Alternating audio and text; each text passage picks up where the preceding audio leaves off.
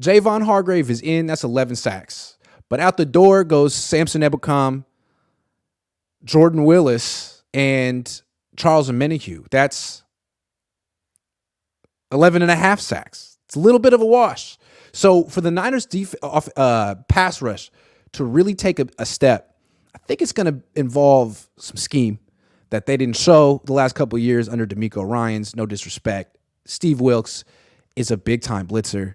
They brought in Jair Brown, who's a big-time blitzer. I think we're going to see some exotic pressure packages, which should be good for the defense. What are you expecting? Well, I mean, it would be a great thing to see. Why? Because all the Niner linebackers run 4.5.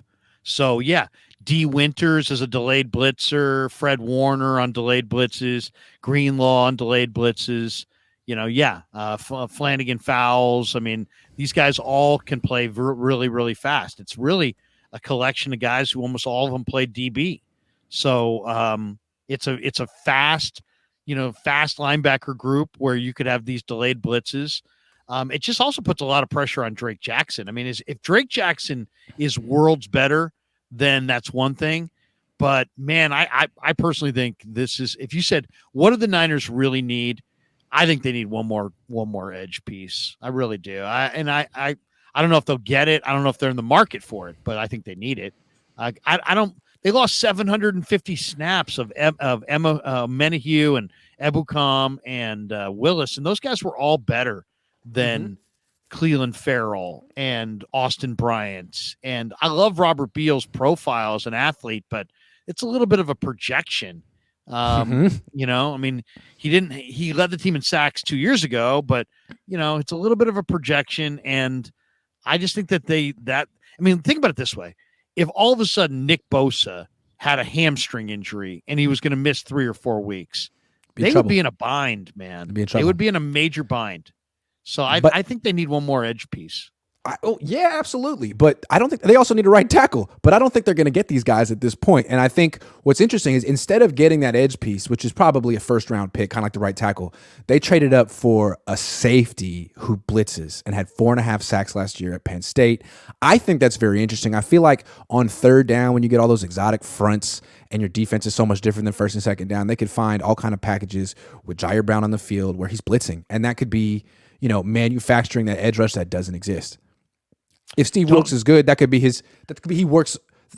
he works around a personnel deficit.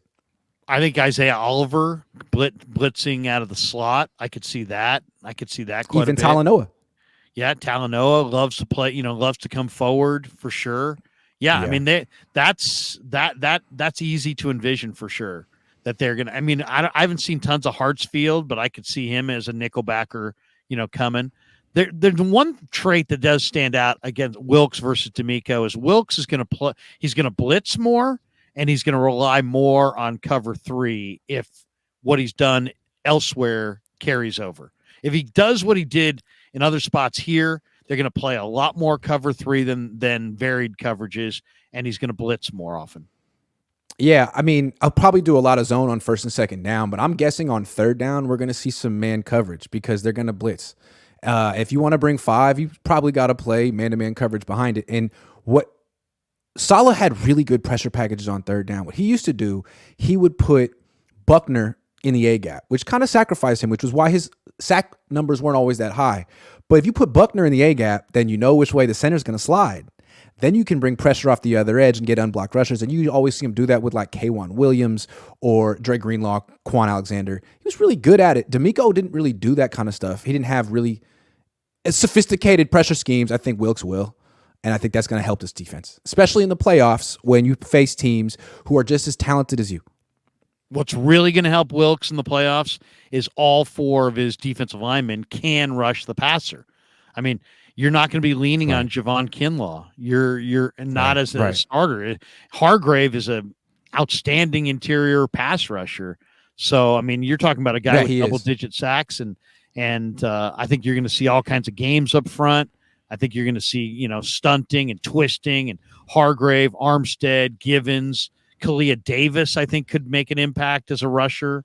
It's going to be really interesting to see how the D tackle minutes get, or not minutes, but reps get divvied up because Hargrave and Armstead are your ones, but Givens can play in a rotation. I think Kalia probably can. Same with McGill, and we'll see what. And you want a rotation. Like the Eagles have they're all better if they're in a rotation. It's good. Yeah. Oh yeah. You need. I mean, especially the Niners. They love the depth of their front. So I mean, but who gets the lion's share of the snaps behind the ones? I think that's going to be interesting. And also, is Drake ready to be the starter opposite Bosa, and everything that comes with that? So that's going to be, can he man up and play more snaps than he did last year? He played in a rotation and he was inactive like the last 4 or 5 games. Can he? I don't know what kind of offseason it's been. To me, that's a big question. I'm really curious to see what his third down defense looks like. With D'Amico, it was a lot of 3-by-1 on the defensive line, right? Like 3 guys on one side of the center, 1 guy on the edge, and they would have some kind of a game, and it was a great way. And sometimes guys that was pretty much what they would do. Yeah, and sometimes one of those guys would, kind of be the sacrificial lamb. I'm gonna the A-gap control rushers. Yeah, right. Exactly. And then you're gonna come flying around, and I'm gonna rush at such an angle that you're gonna dovetail right off my back, and you're just gonna have a runway to the quarterback. I mean, I thought they envisioned that they did a great job with it, really. I agree. I thought they envisioned that more for Drake Jackson. Like on third down, you're going to be one of those interior guys on that 3 side, and maybe you could be a D end, on first down like Charles Omenihu, but on third down you're going to be inside. That's the way I thought, but I guess not. I guess they changed their mind and they're getting him a shot in the edge. Oh, what choice do they have at this point? It's either him or Robert Peel or Austin Bryant or Cleveland Farrell. Who would you take off? See, the thing is, last year you could take Kinlaw, or take a run stuff guy off the field, put Drake inside or a Omenihu inside, and then play kind of games up front. Not Hargrave.